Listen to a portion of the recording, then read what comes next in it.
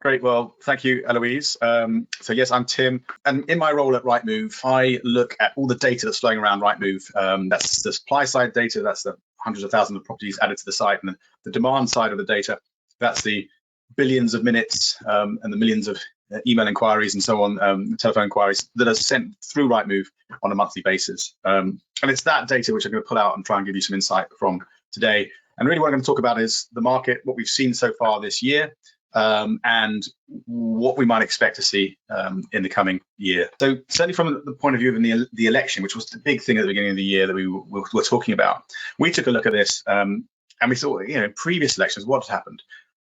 So we're looking here at sold subject to contract, so SSTC, so properties going under offer, and what had happened following an announcement and then the election date itself, and then after the election in 2015, 2019, sort of comparable elections. And what we saw was that in the past, actually following an announcement, there wasn't a significant change in people's activity levels. They continued on trend in both 2015 and 2019. There was then actually a little bit of a bounce after it, as perhaps people then, with that uncertainty out of the way, just wanted to get on with things. And that sort of actually matched what people were telling us. We surveyed people at the beginning of the year. This is a very large survey of tens of thousands of people. And we asked them, what would would the election impact or decision making? And actually 95% of people said no. If we're planning to move, we're just going to get on with it. And that was very much sort of, I think, the theme of 2024. People have been following a stop-start year in 2023, and they just want to get on with moving this year. And so we've seen that in the SSTC numbers. So this is now showing you sold under contract numbers indexed back to September 2019. So anything above 100% is more than September 2019. Anything below September 100% here is lower SSTC numbers than in September 2019 on a month-by-month basis. So that's what it looks like. You can see there, in May 2020, that big dip from COVID. We saw then the very, very fast active market of 2020, 2021, and into parts of 2022. We saw the dip in activity towards the end with the mini budget sort of impact and sort of rising interest rates and rising mortgage rates impact, and then that sort of stop-start 2023 that I've mentioned. And then what we've seen actually in 2024 is activity level pick up with that desire to get on with things. I mean, actually, we saw, perhaps as expected, based on what we've seen in the past other elections, we saw a bump up in SSTCs in July, when we normally see a dip.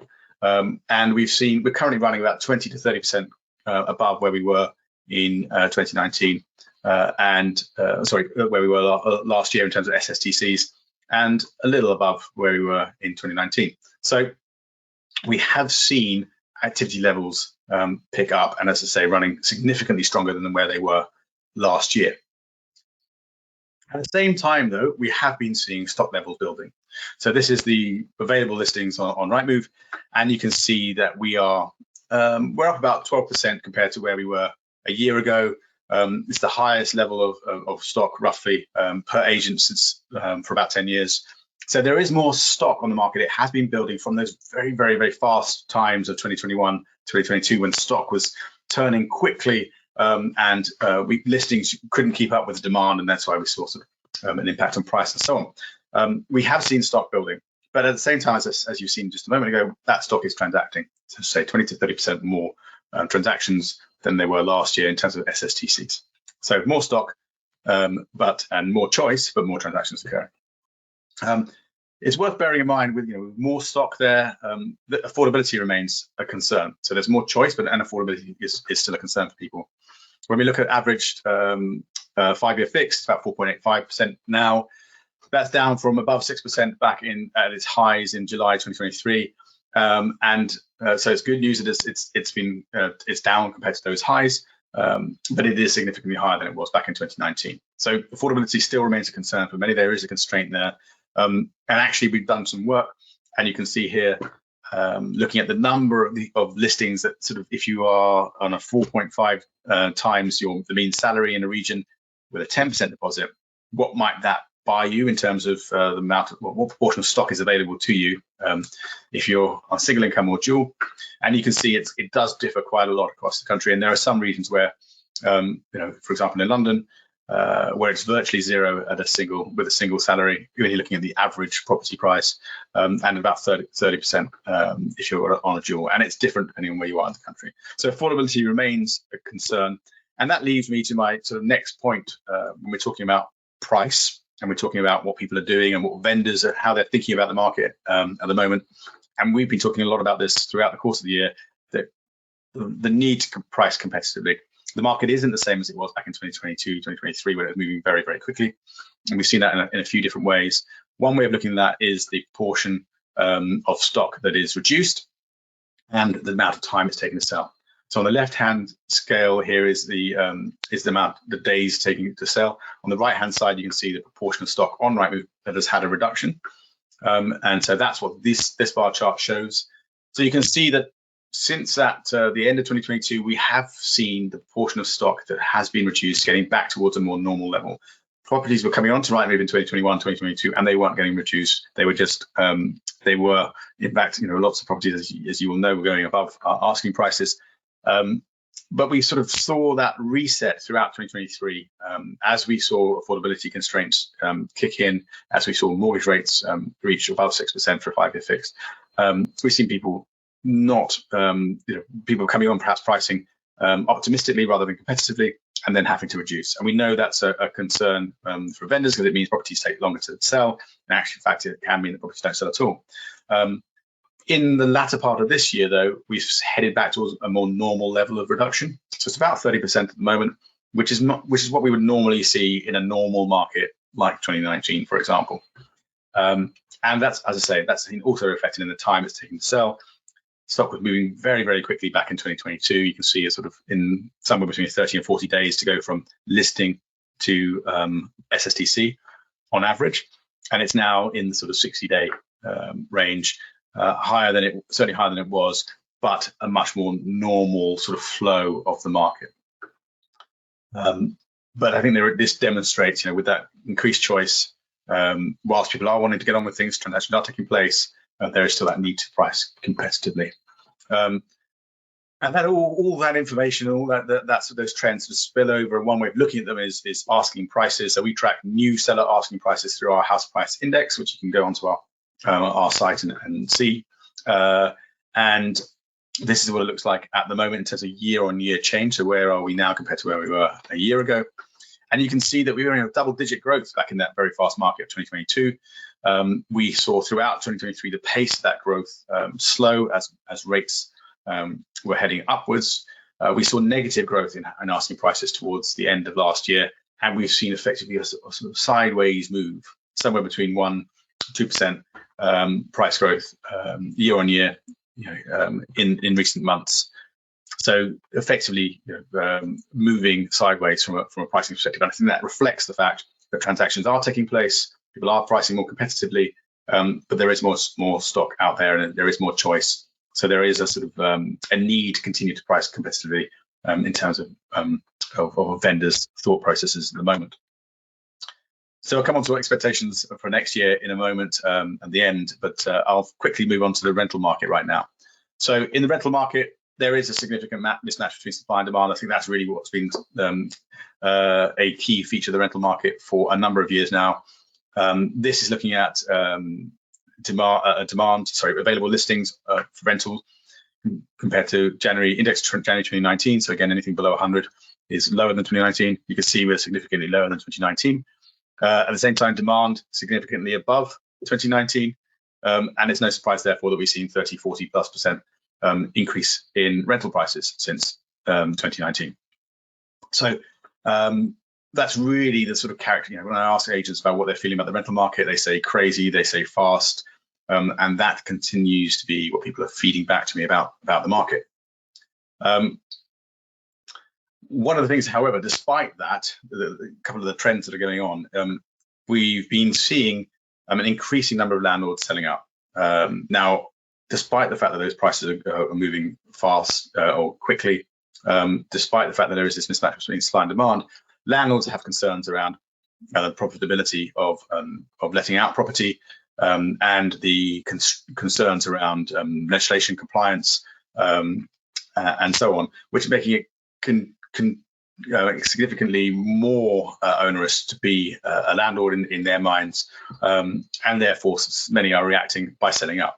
So this looks at the amount of stock that we see in our sales channel when the last time we saw it was in the rental channel. So we're assuming therefore that was a rental property that's now been put up for sale, and you can see that has been going up throughout this year. It's now at about 17 or so percent. Typically, it's about 14% overall. It's much higher than that in London, but overall, it has been going up, as you can see, in more recent times. And as I say, when we surveyed landlords, it's because of legislation compliance and regulation, and obviously the cost with mortgage rates higher than they were. Now, many of those will be being bought by other landlords, being bought back into the rental market. We know that is happening, but the net flow, when we look at the net number there, is also a negative flow. So as in more going out than coming in at the moment, despite those mismatches in supply and demand. Another point I would mention on supply and demand is that whilst it's significantly higher demand and lower stock compared to where we were in 2019, if we compare to where we were in 2023, we've actually seen demand fall and we've seen more stock coming on. But that is, again, compared to exceptionally low levels of supply and exceptionally high levels of demand. Now, I think that reflects the affordability concerns for many tenants, with prices having moved so quickly and so far in such a short period of time. And they are adapting to how they're looking for property. For example, they're looking further afield to find the next home. They're trying to optimize on price, try and bring that affordability within their own set of constraints. So something to bear in mind, that I think we are seeing this a slight resetting of that supply and demand imbalance, despite the fact that stock might be flowing out and there's lots of demand. It is not quite at the same levels as it was back in 2023. We are, as a result of that, for example, seeing more properties being reduced in the rental market. Still not a lot, still not as high as if you remember, the sales market was about 30%.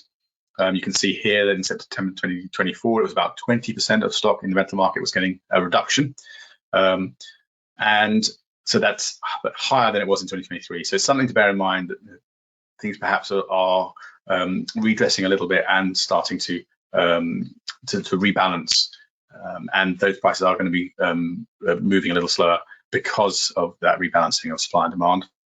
And it's had a little bit of an impact as well on the time it's taken to rent a property. It's still very quick. There's still 19, 20 inquiries per available property, but it's not at the levels that it was back in 2023 in any way. So that then is reflected in price also, as we've seen in the sales market. Those factors and those trends are reflected in price as a sort of useful way to sort of sum up what's going on in the market. So here we're looking at a measure of sort of advertised rental price year-on-year change, and you can see that it's taken longer to come down from those double-digit growth numbers than the sales market, but it has been falling. So we're now at about sort of the 4%. This is a sort of a UK-wide number. It's different across the different regions. London is a little lower than this, and typically we quote sort of a UK ex-London number. This is an all sort of a blended number.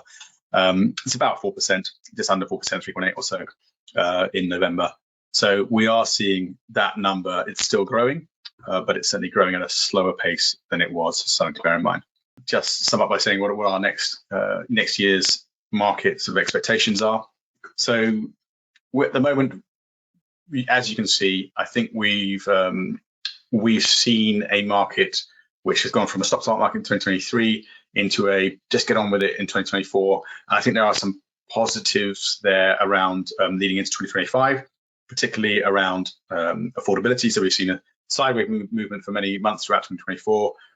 We've seen in wages above, if that's the house prices, we've seen wages above inflation. We've seen inflation come down. Cost of living is squeezed, certainly still is being felt, but it's certainly less than it was in 2023. And we're starting to see mortgage rates brought on their general downward trend. We would expect further rate cuts from the bank in 2025, and should, in theory, lead, amongst other things, through to mortgage rates coming down from where they are in 2025 as well. Although obviously nothing's certain. So that's what we would expect. So those are sort of positives that might support the market in 2025. we obviously also have sort of aspects around stamp duty changes and that sort of incentive that might sort of push people to move in the earlier part of next year, hoping to get in before the end of March. So I think there are reasons for activity, there are reasons for sort of positivity in terms of the market next year, and as such, our forecast is for a plus 4% from our house price index. So that's new set of asking prices by the end of next year. That's just below, I'd say, what an average year would be. That tends to be about 4.7, 4.9. But certainly better than we've seen this year, which we think will end up around plus 1 to plus 2% from a house price perspective. So not running away with things, but certainly more positive in terms of prices next year. And we think also in terms of activity, we think this year will end up with about 1.1 million transactions. I think it'll be more than that next year for the reasons I've just mentioned. The rental market and our price predictions there, I think we're going to come back to that or publish that quite soon. So I won't give you our rental price predictions just yet. But as you can see, I think we've seen supply edging up a little bit, demand edging down a little bit, still mismatched, but perhaps not the market not moving quite at the same pace as it has done throughout 2022, 2023, and the early parts of 2024. So just to conclude, at the beginning of the year, there were numerous unknowns. We've had them. They've come, they've gone. There'll be more next year, but we've got a number of those big ones out of the way, and people are just wanting to get on with it. And we've seen that reflected in the numbers of transactions that are taking place. We're still seeing an imbalance of supply and demand in the rental market, but it doesn't seem to be at the same levels as 2022, 2023. And we've seen robust levels despite some of those uncertainties of activity, despite some of those uncertainties. So we think those more robust levels of activity will continue into 2025. Challenges remain. Obviously, affordability is still a concern for many, but I think there are some positive signs for activity, certainly through 2025. And as I say, I think we'll see sort of modest average price increases in 2025 as a result. So that's it from me. Hopefully that has been useful and food for thought for 2025. Do get in touch if you have any questions. I think at that point, I will now hand back to Eloise.